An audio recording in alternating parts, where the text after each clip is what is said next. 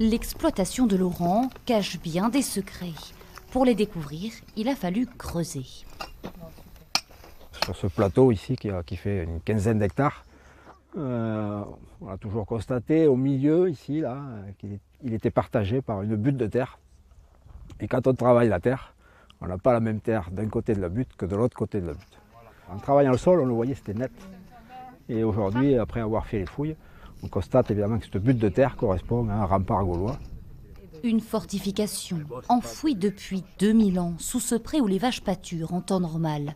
Des remparts mis au jour lors d'une première fouille il y a 3 ans. Cette fois-ci, la mission vise à en savoir plus sur l'habitat des Gaulois à l'époque. On peut imaginer vraiment une cave avec un plancher en bois par-dessus, et surtout la très bonne nouvelle pour nous, c'est qu'on a retrouvé les différentes structures qui viennent accueillir les poteaux autour de cette cave, donc qui nous permettent de redessiner le plan complet de la maison. Parmi les découvertes majeures des archéologues sur le site, ce four au cœur d'une maison gauloise.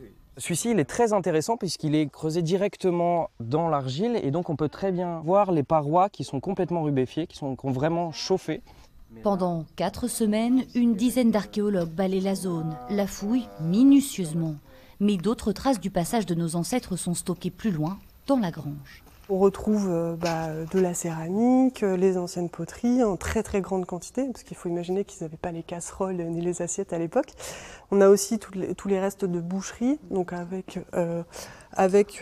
des restes d'animaux. D'ici quelques semaines, le site sera de nouveau enfoui pour permettre aux vaches de retrouver leur pré, mais d'autres fouilles sont déjà prévues dès l'an prochain.